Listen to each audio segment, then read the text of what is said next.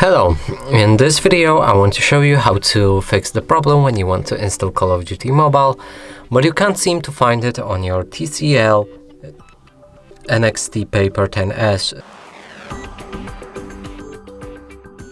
So in order to do this, let's open our Google Play Store. From here we can try finding our Call of Duty game.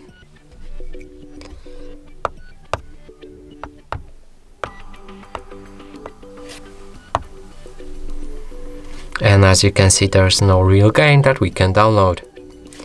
So let's fix that by going back, clicking on the profile icon, moving to the settings, revealing family options and going for parental controls. Here we can either disable parental controls entirely or go for apps and games, click OK and increase PG to at least 16.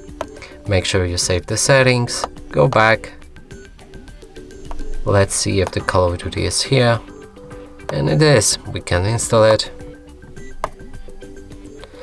And that's it for this video. Hope you like it. Please consider subscribing to our channel, leave a like and a comment below.